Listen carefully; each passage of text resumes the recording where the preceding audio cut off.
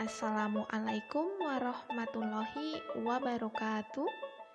Anak-anak, kali ini kita akan belajar tentang metode ilmiah dan pengukuran. Metode ilmiah.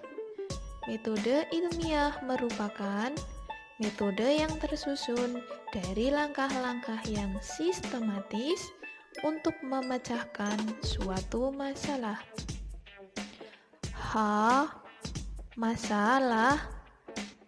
Masalah apa ya?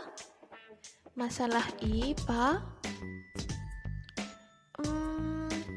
Penyelidikan IPA ya? Objek yang dipelajari apa saja sih? Ada tidak ya sikap yang harus dimiliki?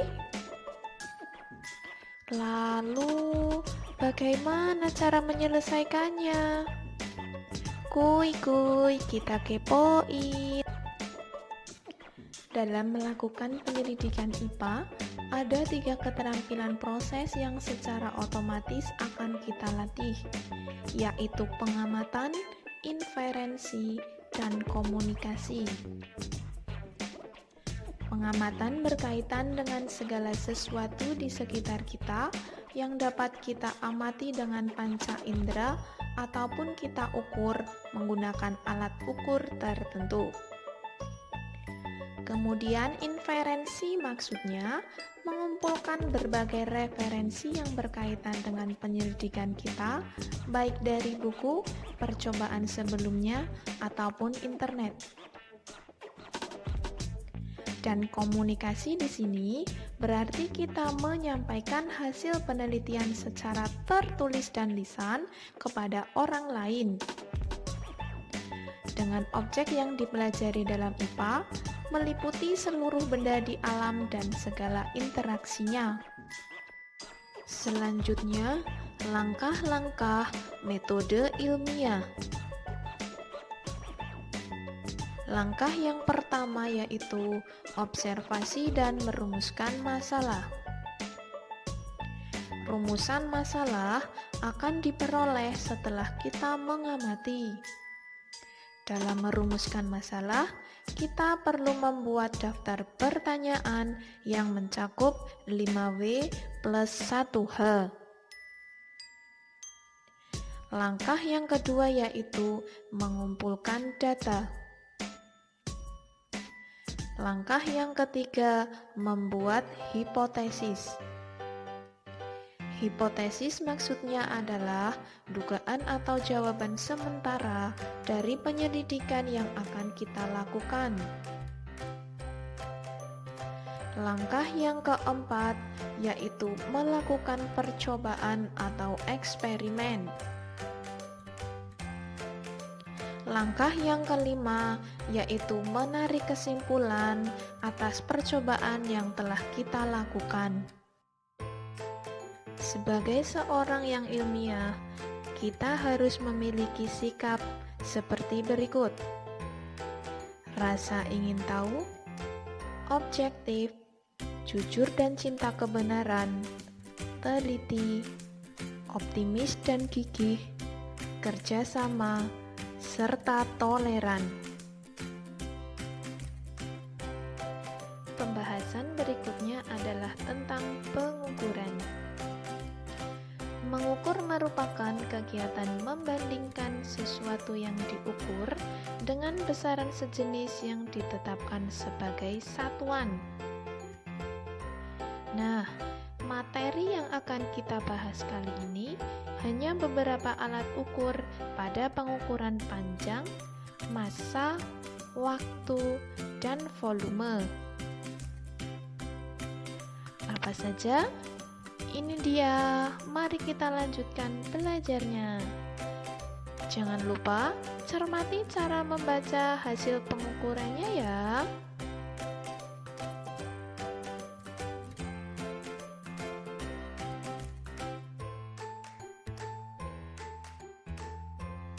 Alat ukur panjang yang pertama adalah penggaris. Penggaris memiliki ketelitian 0,1 cm. Ketika mengukur menggunakan penggaris, baik dimulai dari angka 0 ataupun bukan, cara membaca hasil pengukurannya adalah skala akhir dikurangi skala awal. Kita perhatikan pada gambar. Saat mengukur sebuah pensil, kita peroleh skala awal ada pada titik 0 cm. Sedangkan skala akhir 6,4 cm. Maka kita peroleh hasil pengukurannya dengan cara skala akhir 6,4 cm dikurangi skala awal 0 cm, kita peroleh 6,4 cm. Alat ukur panjang yang kedua yaitu jangka sorong. Jangka sorong memiliki bagian seperti pada gambar. Skala utama pada jangka sorong terletak pada bagian atas, sedangkan skala nonius terletak pada bagian bawah. Jangka sorong memiliki beberapa fungsi, di antaranya mengukur diameter dalam, diameter luar, kedalaman lubang, dan tebal benda. Kita perhatikan pada gambar, jangka sorong digunakan untuk mengukur tebal suatu benda. Dan kita peroleh hasil pengukuran sebagai berikut. Cara membaca hasil pengukuran jangka sorong. Jangka sorong memiliki ketelitian atau skala terkecil 0,01 cm. Pada jangka sorong, terdapat skala utama yang terletak di bagian atas dan skala nonius yang terletak di bagian bawah. Untuk hasil pengukuran pada jangka sorong adalah skala utama ditambah skala nonius. Kita perhatikan cara membaca skala utama. Lihat angka yang paling dekat dengan garis 0 di sebelah kanannya. Kita peroleh angka 2,1 cm. Selanjutnya kita membaca skala nonius. Lihat pada skala nonius yang tepat lurus dengan skala utama. Kita peroleh angka ketiga.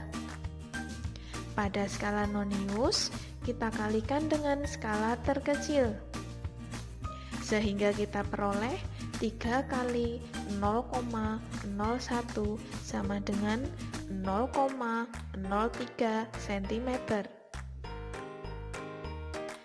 Dapat kita peroleh hasil pengukuran sama dengan skala utama ditambah skala nonius. 2,1 cm ditambah 0,03 cm.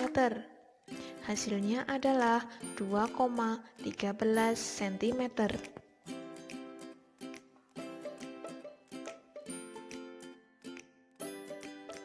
Alat ukur panjang yang ketiga adalah mikrometer sekrup. Mikrometer sekrup memiliki beberapa bagian seperti pada gambar. Skala utama pada mikrometer sekrup terdapat pada bagian horizontal, sedangkan skala nonius terletak pada bagian vertikal. Mikrometer sekrup memiliki beberapa fungsi, di antaranya untuk mengukur pelat tipis, tebal kertas, atau tebal kawat kecil. Kita perhatikan pada gambar, mikrometer sekrup digunakan untuk mengukur pelat tipis, sehingga kita peroleh hasil pengukuran sebagai berikut. Cara membaca hasil pengukuran mikrometer sekrup. Mikrometer sekrup memiliki skala utama pada bagian horizontal dan skala nonius pada bagian vertikal. Ketelitian atau skala terkecil mikrometer sekrup 0,01 mm.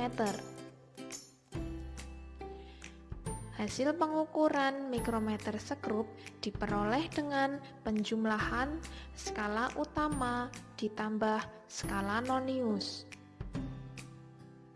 Perhatikan pada gambar. Membaca skala utama. Lihat angka skala utama yang berdekatan dengan tepi selubung luar. Kita peroleh angka 6,5 mm.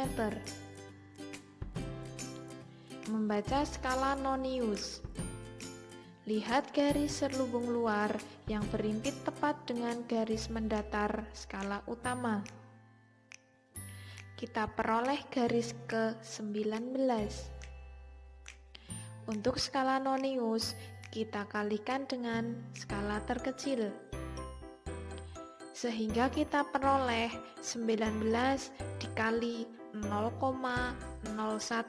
mm sama dengan 0,19 mm.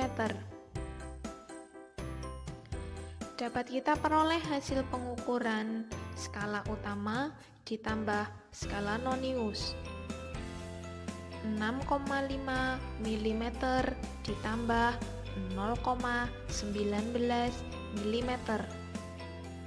Kita peroleh 6,69 mm.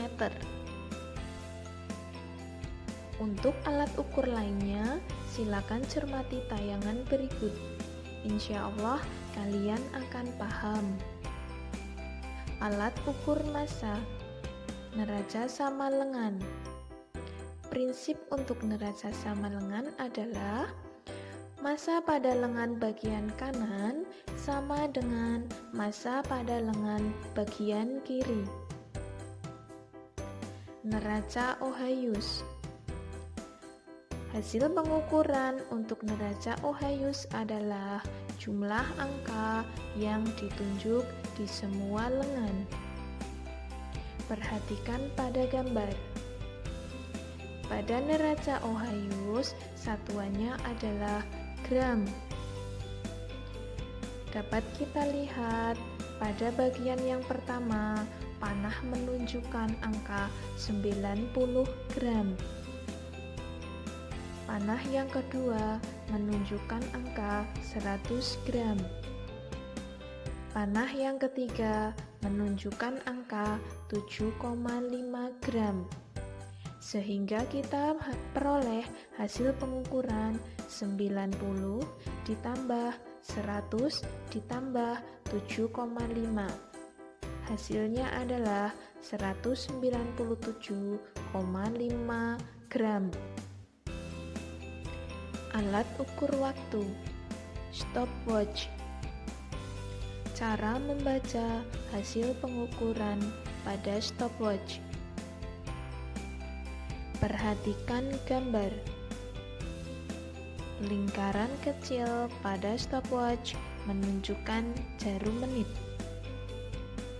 Lingkaran besar pada stopwatch menunjukkan jarum detik. Untuk hasil pengukuran pada stopwatch adalah jarum menit ditambah dengan jarum detik. Pada gambar kita peroleh lingkaran kecil menunjukkan angka 2 menit. Sedangkan lingkaran besar menunjukkan angka 45 detik. Sehingga kita peroleh hasil pengukuran 2 menit 45 detik. Alat ukur volume. Pertama, gelas ukur. Cara membaca hasil pengukuran menggunakan gelas ukur adalah skala akhir dikurangi skala awal. Perhatikan gambar. Kita akan menghitung volume sebuah batu yang bentuknya tak teratur. Kita peroleh volume pada gelas ukur yang pertama adalah 50 ml. Setelah batu dimasukkan ke dalam gelas ukur, kita peroleh volume yang kedua adalah 80 ml. Sehingga kita bisa mencari volume batu adalah 80 ml dikurangi 50 ml. Hasilnya 30 ml. Alat ukur volume yang kedua adalah gelas berpancur. Cara menghitung volume batu menggunakan gelas berpancur adalah volume batu sama dengan tumpahan air yang masuk ke dalam gelas ukur. Pada gambar, kita peroleh air yang tumpah masuk ke dalam gelas ukur sebanyak 24 ml. Sehingga kita peroleh volume batu adalah 24 ml.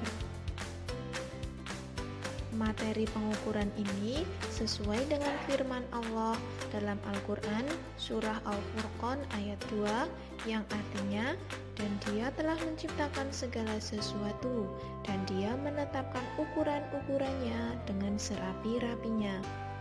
Demikian materi pembelajaran pada kali ini. Semoga bermanfaat. Jangan lupa like, komen, dan subscribe ya. Belajar tidak akan pernah membuat pikiranmu lelah. Tetap semangat. Terima kasih. Wassalamualaikum warahmatullahi wabarakatuh.